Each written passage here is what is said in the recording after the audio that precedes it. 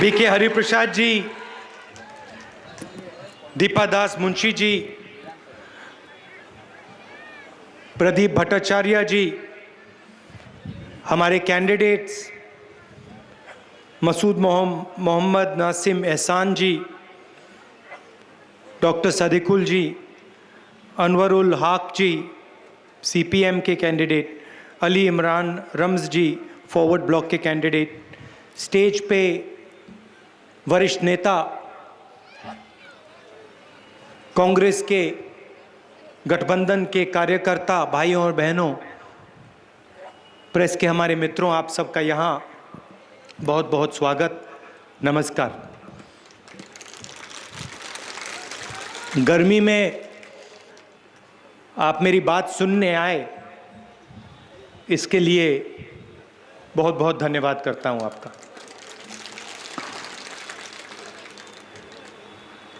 Assembly के चुनाव चल रहे हैं, अलग अलग प्रदेशों में ये चुनाव हो रहे हैं, असम में, केरल में, बंगाल में, तमिलनाडु में, और इससे पहले मेरे इन प्रदेशों में दौरे हुए। तमिलनाडु में, असम में जब मैंने लोगों से पूछा कि आपको क्या लगता है, उन्होंने मुझे बताया कि पहली बार हमें ऐसा लग रहा है कि हमारे इतिहास पे, भाषा पे, हिस्ट्री पे आक्रमण हो रहा है। जो विचारधारा बीजेपी बंगाल में फैलाने की कोशिश कर रही है, वही विचारधारा असम में फैला रही है, और एआईडीएमके के माध्यम से वही विचारधारा तमिलनाडु में फैला रही है।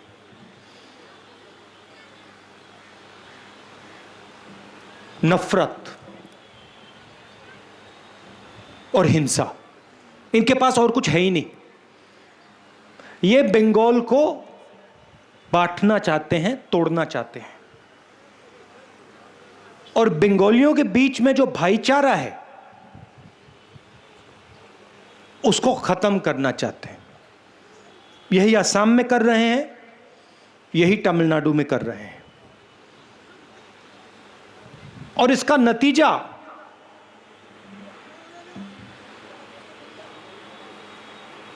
खराब होगा। इनको कुछ नहीं होने वाला। नरेंद्र मोदी को, अमित शाह को, इनको कुछ नहीं होने वाला है। ये प्रधानमंत्री के घर में बैठे हैं, इनके पूरे बॉडीगार्ड्स हैं, इनकी पूरी रक्षा होती है, इनको कुछ नहीं होने वाला। आग लगेगी तो यहां लगेगी, नरेंद्र मोदी नहीं चलेगा।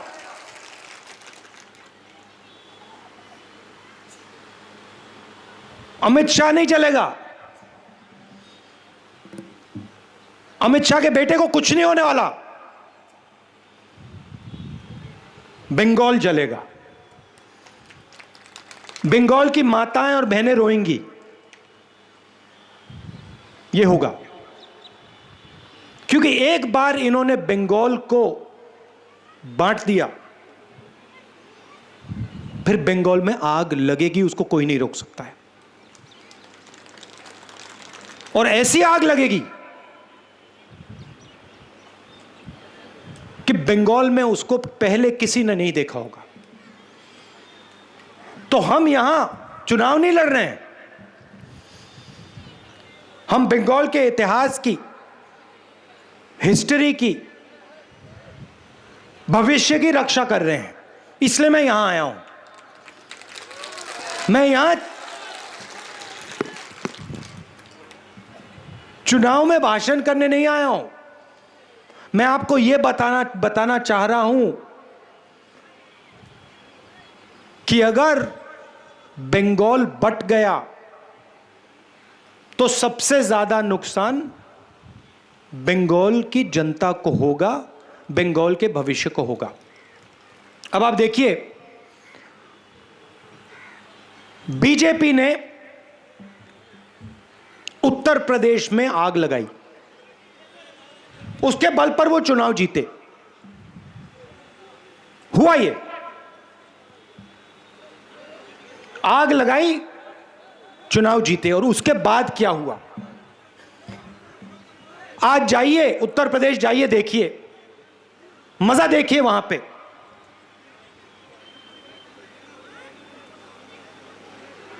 कोरोना आता है, अस्पताल लाशों से भरे हुए हैं। जहां भी देखो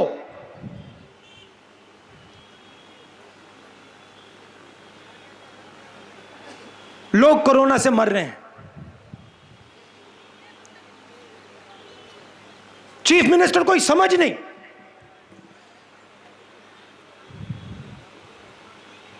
कोई समझ नहीं। विकास की बात करो, कुछ नहीं हुआ। 8 बजे रात को हिंदुस्तान के प्रधानमंत्री टीवी पे आते हैं, कहते हैं भाइयों और बहनों, मुझे 500 रुपए 1000 रुपए का नोट अच्छा नहीं लगा, मैंने उसको रद्द कर दिया, खत्म कर दिया उसको। काले धन के खिलाफ लड़ाई है, कर दी काले धन के खिलाफ लड़ाई।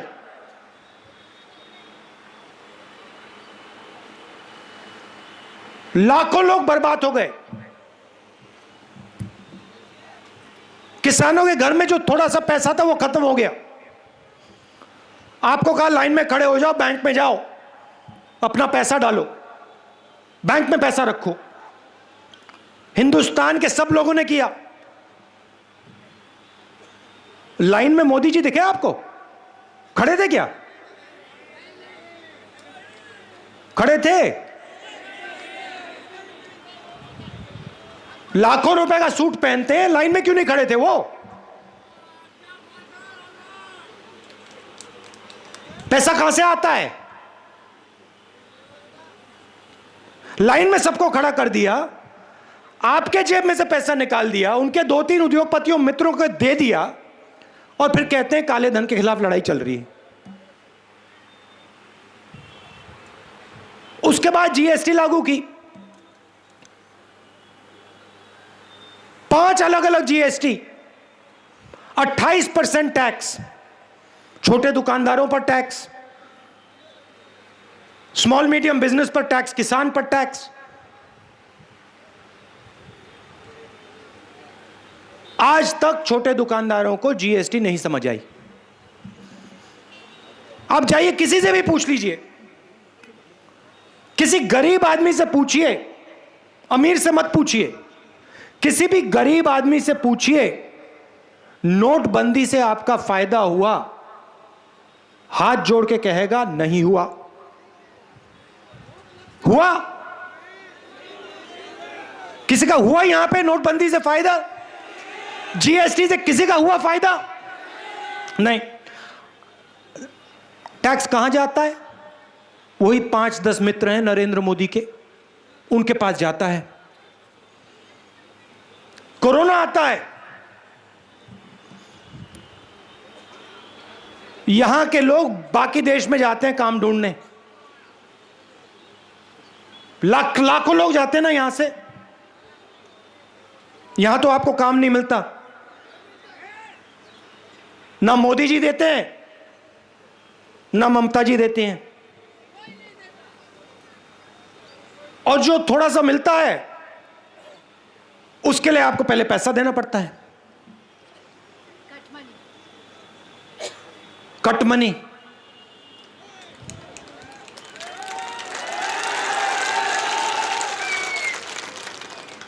पहला प्रदेश है जहां रोजगार लेने के लिए पहले डिपॉजिट देना पड़ता है। पहले डिपॉजिट दो, फिर पता नहीं शायद मिले ना मिले, जेब में से पैसा तो निकलेगा। ममता जी की देन है।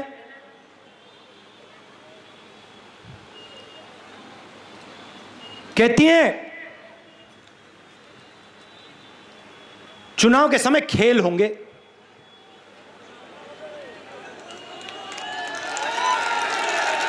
कैसा खेल? पहले आप यह समझाइए कि यहां की सड़क कौन बनाएगा। खेल खिलवाना है तो सड़क पे खेलेंगे ना।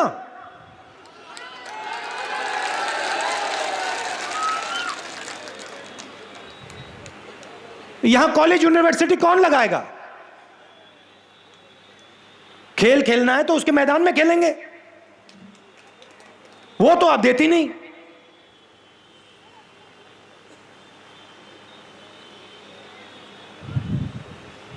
तो ड्रामा चल रहा है। एक तरफ नरेंद्र मोदी जी कहते हैं, कोरोना आता है कहते हैं भैया थाली बजाओ। मतलब पता नहीं, बात समझ नहीं आती आज तक। थाली बजाओ, घंटी बजाओ, मोबाइल फोन की लाइट ऑन कर दो, कोरोना भाग जाएगा। ये हिंदुस्तान के प्रधानमंत्री हैं।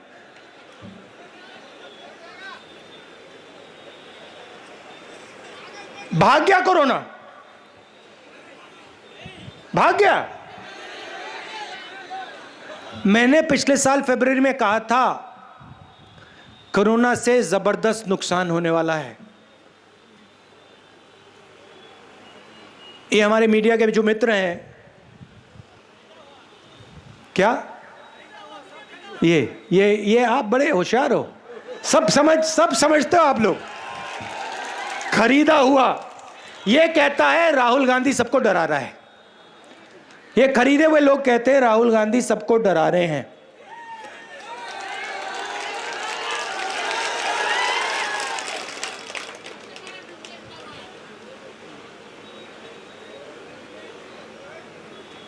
और देखो क्या नुकसान हुआ। मोदी जी लॉकडाउन करते हैं बिना किसी से पूछे। मैं मजदूरों से मिला, लॉकडाउन के समय मिला, कहते हैं, मैंने पूछा भैया बताओ क्या हुआ। मुझे कहते हैं देखिए राहुल जी हमें एक बात समझ नहीं आई, इस आदमी ने लॉकडाउन किया, हमें एक दिन तक नहीं दिया।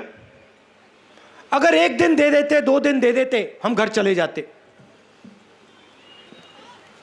इसने एक दिन नहीं दिया, इसने लॉकडाउन किया, हम सब बर्बाद हो गए, खत्म हो गए, मर गए। इसने ये क्यों किया? मुझसे सवाल पूछ रहे हैं। मैंने कहा मैं क्या जानूं, प्रधानमंत्री से पूछिए उन्होंने क्यों किया। मगर यह बता सकता हूं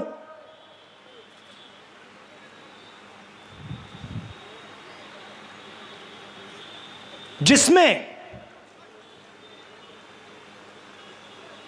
अपने दिल में आपके लिए इतनी भी जगह होगी, वो ऐसा काम कभी नहीं कर सकता है। वो मर जाएगा मगर ऐसा काम नहीं करेगा। और जब मजदूर हाथ जोड़ के कहते हैं भैया हमें बस का टिकट दिलवा दो, ट्रेन का टिकट दिलवा दो, वापस घर जाना चाहते हैं, बंगाल जाना चाहते हैं, तो सोनार बंगला वाला आदमी कहता है नहीं हम तुम्हें नहीं देंगे, 1 रुपया नहीं देंगे, मर जाओ।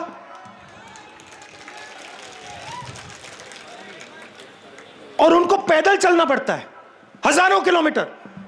कोई भूखा मर रहा है, कोई कोरोना से मर रहा है, कोई फर्क नहीं। और उसी समय नरेंद्र मोदी लाखों करोड़ रुपए अपने 5-10 बिजनेस वाले मित्रों का टैक्स माफ करते हैं। कहते हैं अर्थव्यवस्था चालू करनी है।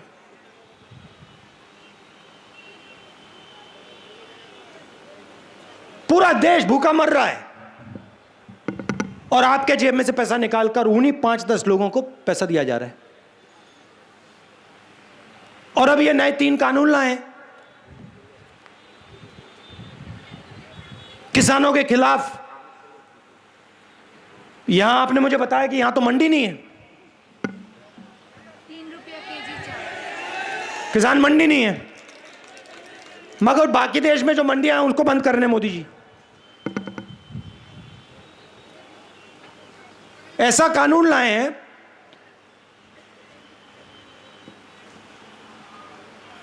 कि कोई भी बड़ा सा बड़ा उद्योगपति कहीं भी अनाज खरीद सकता है। मतलब गरीब से गरीब किसान को हिंदुस्तान के सबसे बड़े उद्योगपतियों के सामने खड़ा कर रहे हैं। और फिर कानून में लिखा है कि अगर किसान सही दाम मांगे तो किसान कोर्ट में नहीं जा सकता। और तीसरा कानून कहता है कि हिंदुस्तान के सबसे बड़े उद्योगपति जितनी भी जमाखोरी करना चाहते कर सकते हैं। तो पहले छोटे बिजनेस वालों को मारा, दुकानदारों को मारा, अब किसान को मार रहे हैं। और जो किसानों का है वो छीन रहे हैं। और फिर बंगाल में आते हैं, कहते हैं भैया सोनार बांग्ला बनाएंगे, चमकता हुआ बंगाल।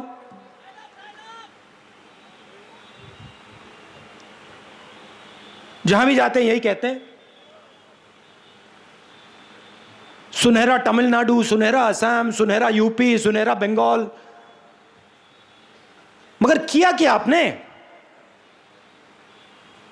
कितने युवाओं को आपने रोजगार दिया? हिंदुस्तान की अर्थव्यवस्था को आपने खत्म कर दिया, नष्ट कर दिया। बाकी दुनिया पहले देखती थी, कहती थी देखो हिंदुस्तान कितनी तेजी से आगे बढ़ रहा है, आज मजाक उड़ाते हैं। मेरे पास लोग आते हैं,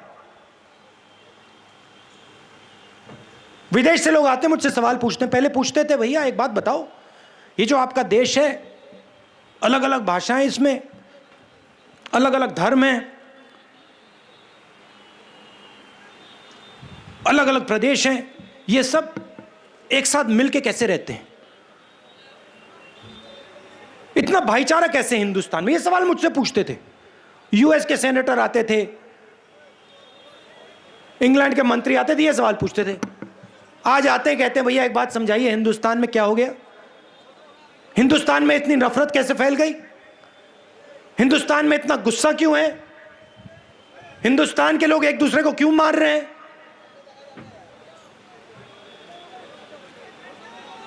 ये है नरेंद्र मोदी जी, आरएसएस की देन।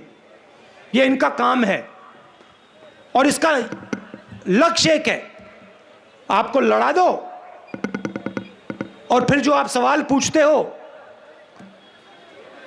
अस्पताल के, कॉलेज के, रोजगार के, आप पूछना बंद कर दोगे और जो आपका ही उठा के ले जाएंगे।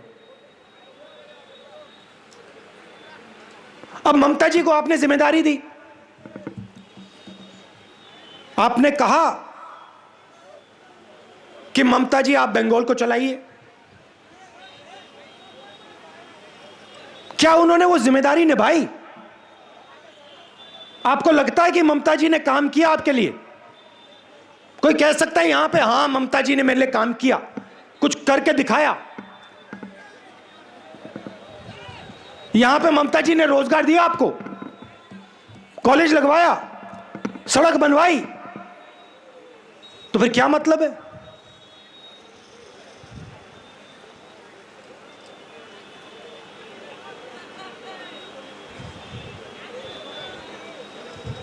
तो आपको सोच समझ के हमारे गठबंधन को समर्थन देना है और हमारे जो एमएलएज हैं उनको आप भारी बहुमत से जिताइए। और एक बात याद रखिए, देखिए कांग्रेस पार्टी ने हमारे इतिहास में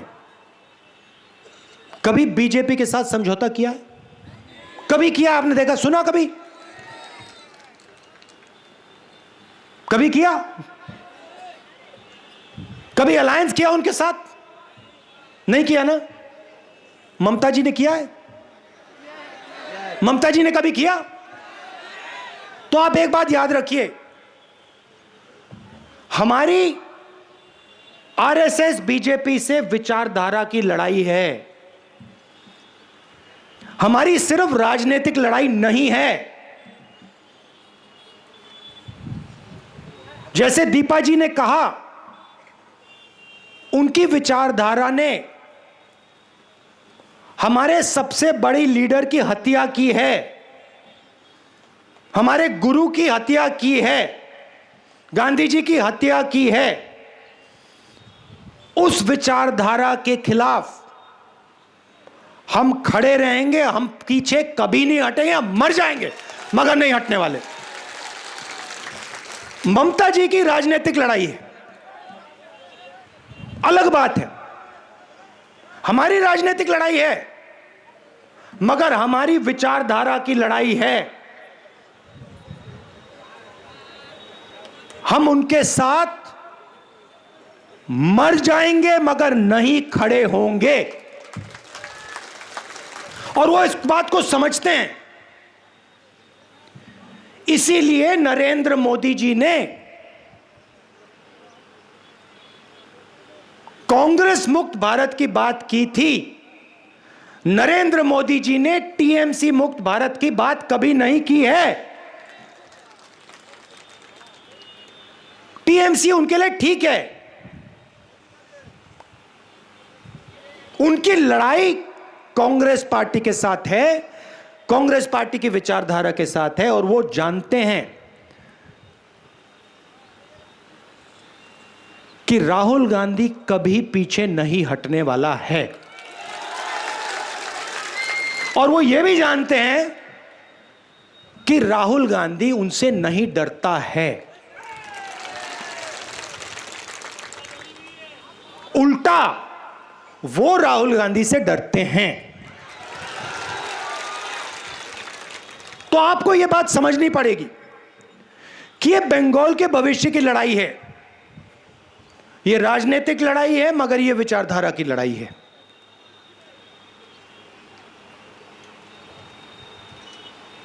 अब यह आपके हाथ में है, बीजेपी को रोकना है, बंगाल को बचाना है,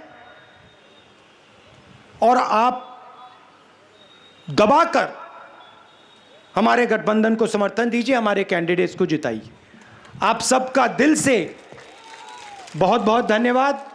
आप दूर दूर से आए, खासतौर से जो महिलाएं आई हैं, आपको कष्ट हुआ होगा। आप सबको बहुत बहुत धन्यवाद। नमस्कार, जय हिंद। अंत में रमज़ान की शुरुआत है। आज हम अंबेडकर जी को याद करते हैं, और आपका बंगाल का कल नया साल शुरू होता है, तो इन सब चीज़ों के लिए आपको बहुत बहुत बधाई। नमस्कार।